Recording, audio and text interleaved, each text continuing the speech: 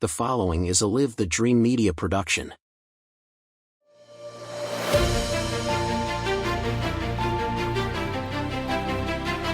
Hello and welcome to the Faith Family Schools podcast with your host Christopher DeSimone.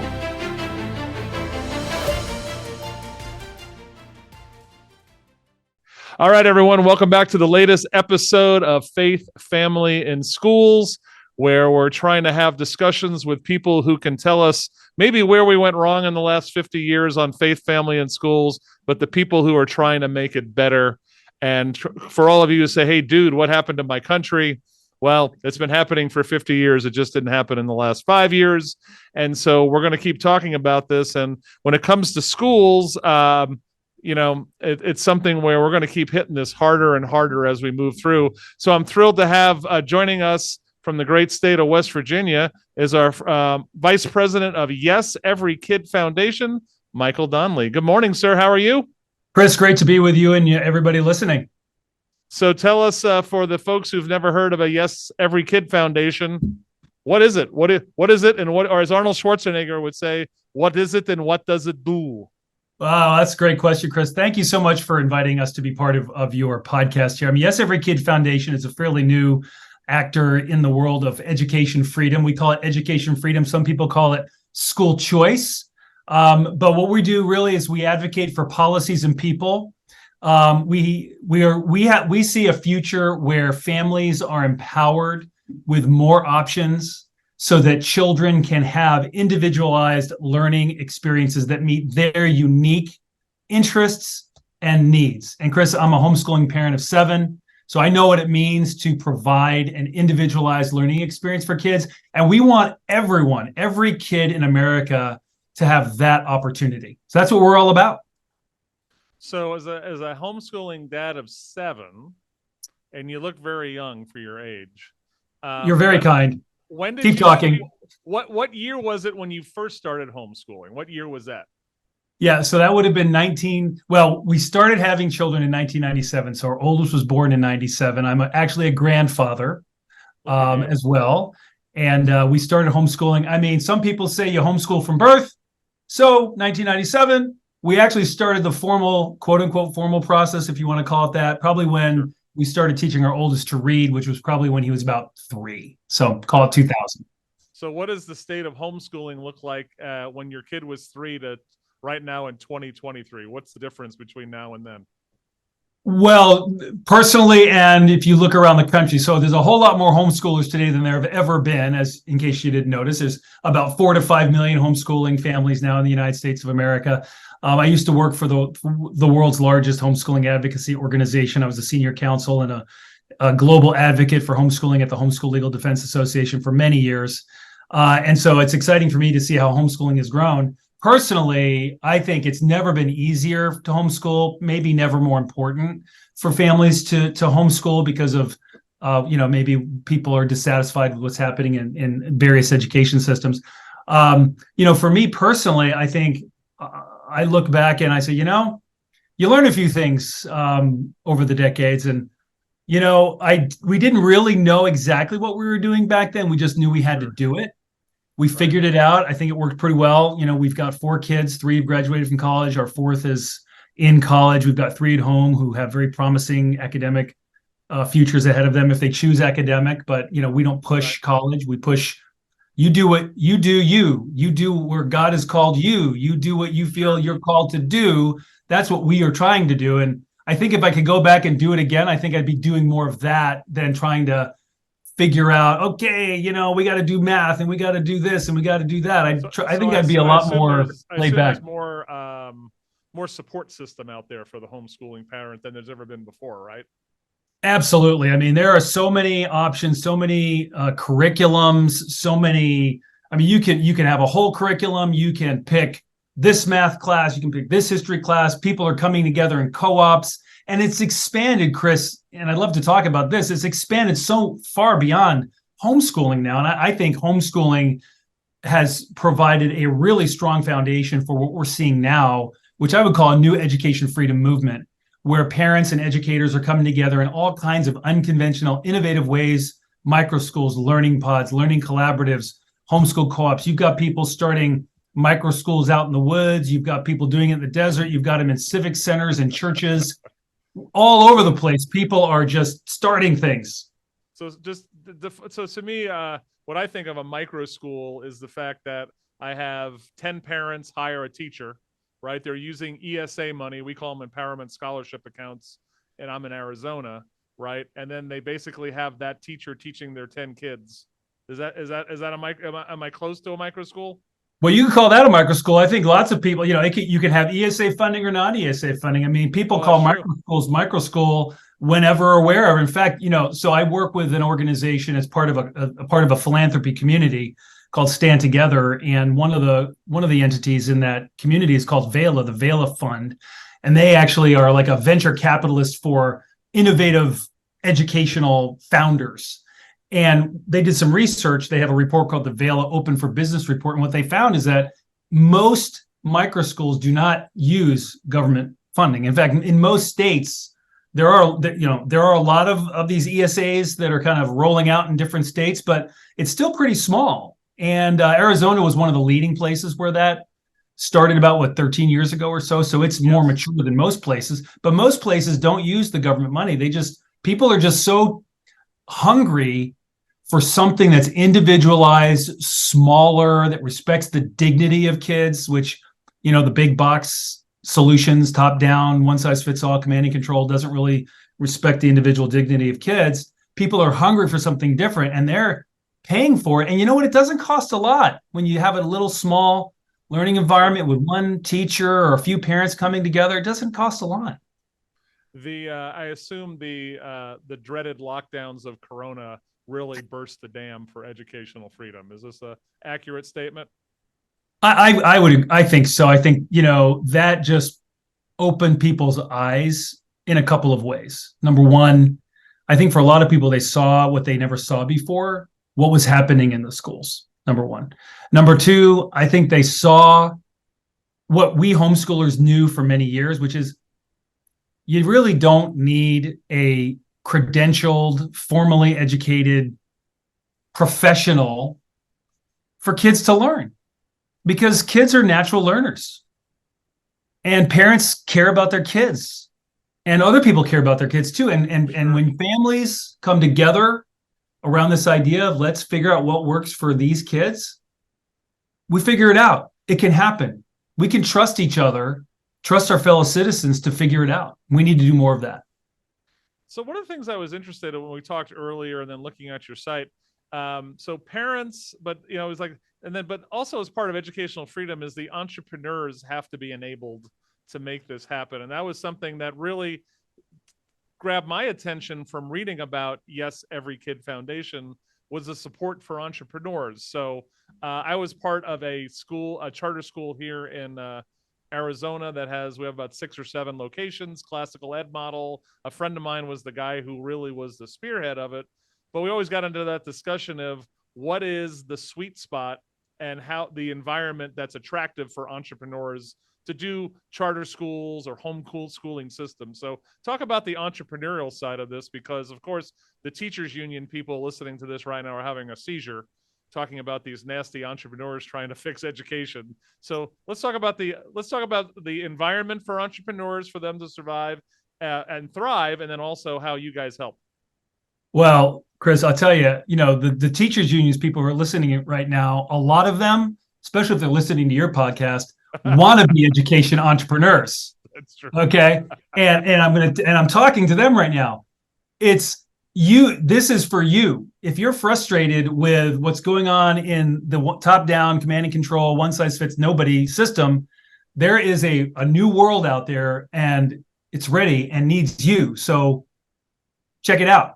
But they're not the only ones, because it's so interesting to me, Chris, when I've been looking at this at education on a global basis for almost 20 years now. And, when I look at what's happening in our country, I am very excited. I have a very positive outlook on education in our country because of what I see happening. I think the homeschooling movement started this maybe 30, 40 years ago, and it wasn't just Christian, it was progressive, it was all kinds of different people. It's true that the Christians kind of drove it for a while, but it's for everybody and anybody now. Anybody and anybody can and should, if they want to, homeschool. And so what you see is a lot of people checking out the homeschool space. But not everybody's going to do homeschooling. And homeschooling is so different now. People are coming together in co-ops, and you see these homeschool co-ops have kind of morphed into almost what people call hybrid schools. They're like co-ops that are 2 or 3 days a week. And then you get some founders who are like, I just want to do 10 kids in the forest, or I want to do a learning pod. Like, what's the difference between a learning pod and a micro school? Whatever the person calls it, and there's this gray space right now. And that makes it appealing. But on the other hand, it can also make it challenging because, there are entrepreneurs who are going to run through brick walls to pursue their vision no matter what. And that's what you have right now is a lot of people who just like, this is my vision, I'm doing it. And you guys forget, I'm not going to ask for permission. I'm just doing it. And as that movement grows, it starts to encounter some regulatory pushback, right? Sure. And the education laws were not designed for what we are trying to do right now. They were designed 150 years ago, right? You said 50 years? Like, what happened? Dude, what happened in my country? You need to go back 175 years to understand what started this process that we're now reaping, the quote unquote benefits of right now. I'm a naive fool, Mike. I only went back 50 years. I apologize. Well, let's talk again, because I could explain what happened. But anyway, entrepreneurs. So, these entrepreneurs are facing compulsory attendance laws. Is like, are they a private school? Like, what's a micro school, and how does that fit into compulsory attendance laws for kids so that they don't get prosecuted for truancy, right? And families so they feel comfortable, for their kids not to get prosecuted for truancy. So that's one question. The other question is, what about all these other regulations that apply to quote unquote businesses, right? Because we're talking about education establishments that are starting up. They're not private schools under the compulsory attendance law. They're kind of nonprofits or businesses that are providing educational services, because they're not always a full-time replacement. Sometimes they're a supplementary service. Sometimes they're just different, very innovative environments. And so they encounter regulations like fire code regulations, health code regulations, childcare regulations, which are very broad in scope. And so they catch a lot of things that they probably shouldn't. So what we're doing at Yes Foundation is we're trying to help those entrepreneurs navigate those regulatory obstacles, so they can call us if they have a question, if they're encountering a regulatory obstacle, they have a question about, hey, does childcare regulation apply to me? We can help them figure that out. I think another obstacle that happens, and it's a real obstacle, is how does a school, like a charter school entrepreneur, handle special education students, right? So what are you seeing in that sphere? Yeah, that's a great question. So I've done some work in special education, and I've heard in Arizona that this is a challenge. I'm not an expert on it, but I've heard people have talked to me about what's going on in Arizona and charter schools. So we're focused as an organization more in the kind of permissionless, out of system space. Charter schools serve an important function in this continuum from, totally government run all the way over to totally free with, homeschooling, right? And so charter schools are kind of more close to that government run because there's a lot of government regulations. And sure. I'm just not an expert in that. I do know that, gotcha. The federal regulations on special education is really critical to that. And I helped homeschoolers who are trying to, access those benefits, figure that out. But honestly, I really don't know how the charters fit into that, other than that they have a federal obligation to do it. And I know it's pretty complicated to figure that out. Not that I didn't warn you that I wanted you to have a whole chart of numbers in front of you, but let's talk about literacy rates and academic excellence when we take the homeschooling kid versus the average kid out there. What do those numbers trend like, Mike? Well, I mean, what the research shows that homeschoolers do extremely well. I mean, you can look at decades of research, and I have, because I've gone around the world promoting homeschooling to other countries, and you have to be able to explain to them, well, you're talking to me about homeschooling, Donnelly, does it work? How do these parents, mere parents who are not quote unquote certified teachers, be able to produce an educated person? And the reality is decades of research show that homeschoolers perform better on standardized tests of academic achievement. They perform better in social measures of confidence. I mean, there's just a whole raft of research. People can go to the Education Freedom Institute website.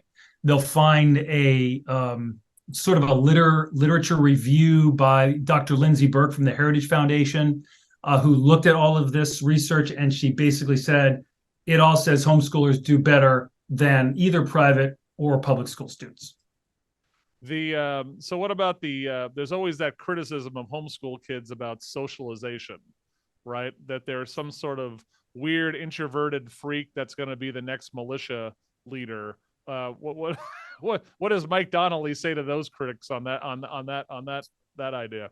Yeah, what about socialization? I mean, okay, so we can flip socialization around, and I guess I would ask people, so how do we like the socialization we're getting in government run education? Okay, I'm going to just, okay, as I mean, I see homeschool kids all over the place. I've encountered thousands and thousands over the years, and the research, okay, I'm just going to say research has been done, and it shows that that's not a concern.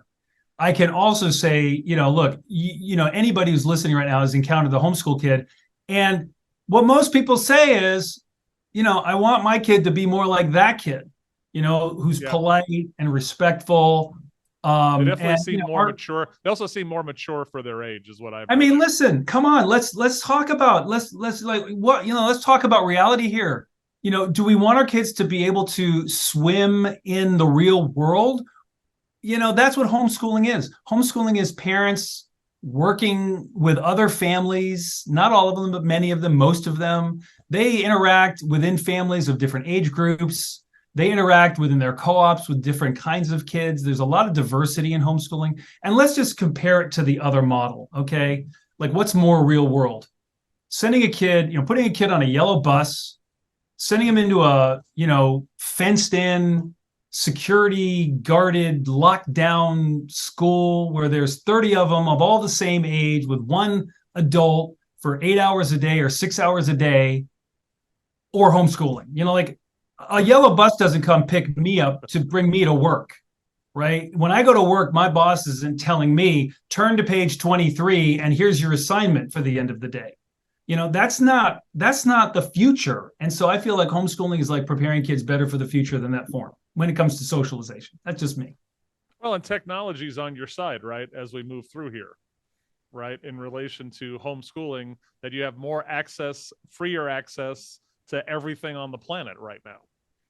Schools are trying to integrate technology. But it's like any big system, and it's antiquated in its, where it was started. And so it has a very big hurdle to overcome in terms of bureaucratic inertia and change. Big systems don't want to change very well and adopt innovation. They tend to reject innovation. But there are people trying, so I'll give those people credit.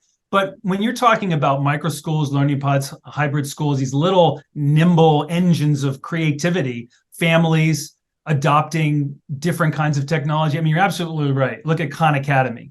Khan Academy is changing the way private schools and homeschools use and access educational information. Google Classroom. I've got 3 kids upstairs right now. One of them is a 17-year-old. She's halfway through her college career already because of the technology that's available through Khan Academy, through credit granting, academic material that people are figuring out. I'm paying $225 for a 3-credit college class. Well, that's accredited. Okay, right, because that's the battle's the accreditation, right? It's accredited. It's regionally accredited. She's going to take this associate's degree wherever she wants to any other regionally accredited school. If she wants to do a bachelor's program, and they're going to take all those credits. And I paid $2,000 or $3,000 for it. So I was telling you on the phone earlier that I was at the Heritage Foundation Educational Freedom event in Phoenix last year, and I was the pain in the butt. Everyone who talked, Doug Ducey, who was the governor at the time, like, all right, how do the ignorant parents find out about this stuff? And so my take has always been that even the entrepreneurs or associations who say this is their jam, and maybe this is why you're here to educate the barbarian here, is they don't do a good enough marketing job, I think, sometimes. Reaching out to the ignorant who could go, oh, I can do this, because they keep thinking yellow school bus, 30 kids in the lockdown elementary school. Chris, I think people are hearing about it, and we do need to do a better job amongst us who are in this space, communicating this out to the everyday person who's looking for something different. I mean, we live in a society that is awash with so much information. It is really hard to find. And so we just have to work hard at it. But what we're seeing is that people are finding it. And that's why this is really important. You know, people are looking for, we call it social proof. They want to see that it works. They want to see other people doing it. So they feel like, you know, it's not too much of a risk. And that's why it's really important for policymakers and for organizations like ours to help education entrepreneurs and to help families see that it does work.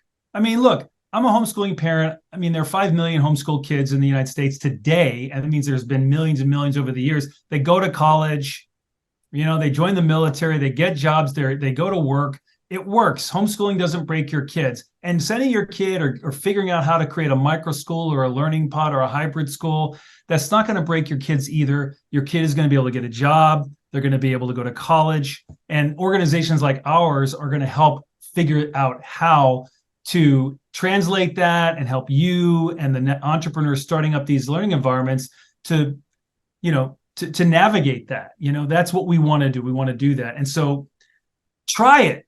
Just give it a shot. Right. You want to follow along on the interweb, go to yeseverykidfoundation.org. So let's talk about we have these 50 states in America, and some of them are better for educational freedom like Arizona, and some of them are worse. So what are we seeing as an overall trend over the 50 states? Is the trend pushing towards educational freedom, or are some of our brothers and sisters in the hard lefty states fighting against such things? Or maybe they can't because the parents are finally saying, dude, loosen this stuff up. What are you seeing? I'm seeing, dude, loosen this up. I'm seeing a movement that is starting. And again, I'm looking at this in the context of generations, but let's just be very, you know, sort of like here and now about it. So Todd Rose is a think tank guy that started this think tank called Populus Institute. It's done some very interesting research, which I would recommend you and other people check into. Here's the cut to the chase. Okay. People want something different. That is what all the survey research is showing. They're not satisfied with the status quo. They want something different.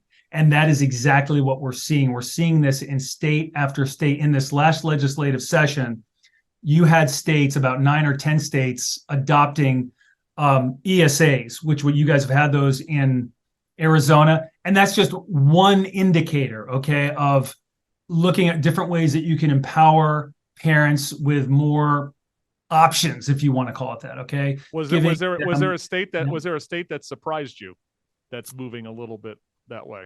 Well, I mean, you had Utah, Iowa, Arkansas, South Carolina, North Carolina, Florida expanded theirs. I mean, it was just this wave of states, and I think you're going to see that wave continuing. So, I mean, I wasn't too surprised. Well, I think we were surprised at the magnitude, and I think we're going to see a lot more of that. But there are a lot of other policies. That's just one. You've got open enrollment policies of, you know, making schools more open to letting people, including homeschoolers, access those opportunities. And also just generally, what we would like to see is more freedom for entrepreneurs to start up these schools. So I do think we are seeing a watershed moment here in history where people have said, we want something different. Policymakers, especially, you know, in these red states, they seem to think this is a winning issue, and I think it is for them. But I think what you're going to see is that it's not just red states. I think, you know, you had North Carolina, you had a governor there who's Democrat, and he wasn't happy about it, but he didn't veto the legislation, right? Gotcha. And so I think this is going to be permeating our country, and you know, it's a new time, it's a new age in education. It's the future. So let's talk about, hopefully we're having parents that watch this podcast who say, I want to get in, I want to escape from the K-12 government school. I want to go homeschool. I love the concept of the micro school. So what's the steps that they should be taking, Mike, or where do they go and how do they do it? So, I mean, you've got a great organization there in Arizona called Love Your School. Jenny Clark is the founder of Love Your School. She's on the State Board of Education. She's a homeschool mom. She's been an education entrepreneur herself. She started this organization called Love Your School, which has resources and can help people, especially in Arizona, find a school that works for them. Micro school, learning pod. Lots of people are listing themselves, and she can point people in different directions to find something that works for them. The National Microschooling Center is based in Nevada. So if you're listening to this podcast and you're not from Arizona, National Microschooling Center, you could Google microschool options in my state, in Missouri or Mississippi or what have you. I mean, it's a new movement. So a lot of those things are just getting started. Like, homeschoolers have HSLDA. We don't have that quite yet. I think yes, we see ourselves as serving that function for education entrepreneurs, but there's a lot of opportunity for organizations to get involved and support that. And I would also say to folks, you know what?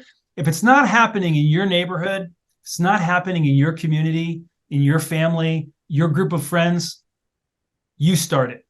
You figure it out. You say to your friends and family, hey, let's do a micro school. I don't know what that means, but let's just stop sending our kids to school and let's just start doing this thing and let's just figure it out. Because this is America. We're built on that idea of bottoms up, right? Civil society, solving our problems together, not top down. We shouldn't be looking to government to solve our problems. We should be solving them ourselves. So you be the change agent in your community. You be that entrepreneur. You take that first step and say, let's go. I'm going over here. Who's with me? I love it. It's like, I think on that note, I think that was like, I can't say anything else after Coach just told us to go out in the second half and, let's win it for the Gipper. Well, Mike, we'll have this conversation again. I appreciate what you do and what your organization, Yes Every Kid Foundation, does. And the battle, again, it's hot and heavy out there. And but you're right. The tide, I think, is finally hard and fast in the educational freedom side of this, and I hope we can continue. Thanks, Chris. Me too. Let's go together. All right. Thanks for the amazing conversation, and you take care of yourself. You too. All right. That's Mike Donnelly, Yes Every Kid Foundation, and again, you're watching the Faith, Family, and Schools podcast. If you have any comments, you want some suggested guests that we can talk to, you would like Google and Apple to never carry our podcast again, whatever you want to do, go to faithfamilyschools@gmail.com and then check out our website, faithfamilyschools.com. All right, everyone have a great day. Stay strong.